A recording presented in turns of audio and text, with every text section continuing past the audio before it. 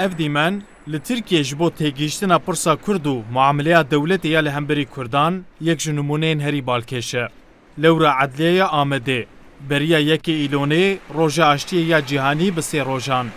Hestiyê Hakan Arslanê ku di sala 2015 da di pevçûnên Sûra Amedê da canê xwe ji dest da bû.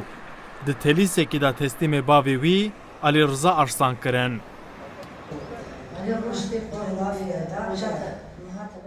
Ev dayika Amedî Güler bû daya 65 salî. Kurê wê di şerê PKK û dewletê da tê kuştin.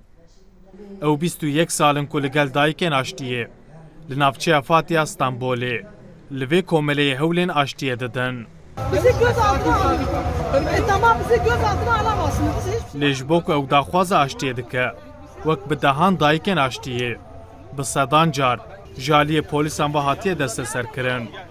Heta bi biryara dadgehê li dijî wê, qedexeya derketina derveyê Tirkiye hatiye dayîn. Ya balkêş, li gel ku ew siyaset nake jî, demekî 5 sal cizayê siyasetê lê hatiye birîn. Güler Buğday li gel hejmarek dayikên aştiyê li dadgeha Stenbolê. مرا دیجیم سالانه دبید شهر کو عاشی تو خوازه چاوا شاترد میگوت راستی شهر کذا و دل جگر دایی کات با پرسد کاری دنیای بخابینی تنی کاری لور در بخابینی قدا هي از بجم اوه من چاو کرن هي من چاو کرن دان mesela gerek dayı kanteşinin ve dayı keki ve ciğeri ve şavtanını hem de bir emek çüne bir hedi İrope ve kes ne ev bir aşiti çebe bavariya me hatta ku em hoş bin em Davud oza ev aşiti ki brumet aşiti ve kevi aşiti ki be hak be hukuk be adalet 25 yıl sonra dönüp geldiğimiz yer aynı yer. Ji bo pêşerojekî wek hev, azad û demokratîk Weqfa Aştiyê ji sala 2016 û virva li ser çareseriya meseleya Kurd kar û xebatên akademîk dike û hewl dide zemîna aştiyê saz bike. Serokê Weqfa Aştiyê Hakan Tahmaz ji bajarê İzmîrê dibe mêvanê me û dide zanîn ku piştî têkçûna proseya aştî û çareseriyê desthilatdar berê xudaya polîtikayên ewlehiyê. Her wiha Tahmaz rexne li maseya 6 partiyî yani İttifaqa Miletê digire û dibêje pirsa Kurd hêjneketiye rojeva wan. Özellikle 2016 yılından sonra ji ber ku Tirkiye piştî sala 2016 kete proseya polîtikayên ewlekariyê niha ew îro gelekî dûr ev ji pêkanîna aştiyê re. Lê li gorî lêkolîna kompanya Kondayê nejî sadî sihê hilbijêran ji bo çareserkirina pirsa Kurd bi her awayî daxwaza aştî û muzakereyan dikin. Ev rêjeyeke giring e, lewma jî di her şert û mercî de aştî mumkîn e.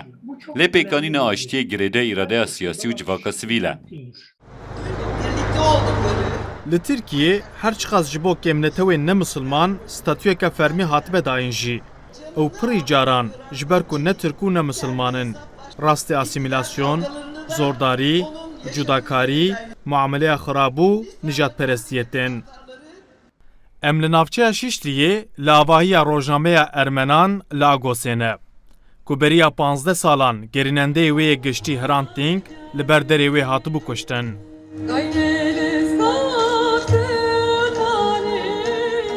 Edîtorê beşa Ermenîkî ya rojnameya Agosê Pakrat Estûkyan dide zanîn. Li Tirkiye ji ber zor û zexta dewletê kemnetew zêde dengê xwe dernaxin û daxwazên xwe yên siyasî bi deng nakin. Her wiha Estûkyan destnîşan dike yên ku dengê xwe derdixin û daxwaza mafên xwe dikin jî berdelên giran didin. Azınlıklar her zaman için. Li Tirkiye kemnetew her daim hewl didin ku xwe veşêrin. Naxwazin li ber çawa bin. Lewra bi hêsanî dikarin bibin armanc.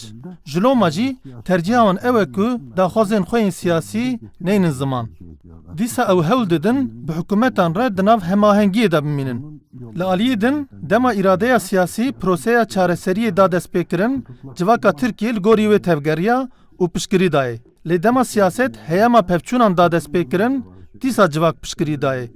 Yani civak li gorî desthilata siyasî tevdigere. Buna da cevap veriyor. Komeleya xebatên hukuk û medyayê MLSA Dozên li hemberî rojnamegeran dişopîne. Alîkariya hiqûqî didewan û binpêkirinê mafên rojnamegeran bi raportan eşkere dike. Hevdîrektorê MLSA'yê Hiqûqnasê Kurd Weysel Ok radigihîne. Medya Serekeya Tirkiyê dijatiya Kurdan dike û zimanê şer bikartîne. Her wiha Ok dibêje piraniya rojnamegeran ji ber nûçe û helwestên xwe yên pirsa Kurd tên darzandin. Türkiye medyası, Türk medyası, ana akım medyadan bahsediyorsak tabii ki yani مدیایا ترکی 700 سالن کتم لعالی دولتیه. لترکیه ده همو شر نافخویی پفچون تولهوی شر نابرا دولتی و کردان ده مدیایا ترک تم عالی گربو. تم لگوری هلوستا دولتی تفدگریا. هرچی قاصد پروسیا چارەسەریه ده بنرمبونا سیاستی و مدیاجی هلوستا خویا الهمبری کردان گوهرت بجی پشتی تکچونا پروسیه او دیسا وگریا سر کودن خوین بره.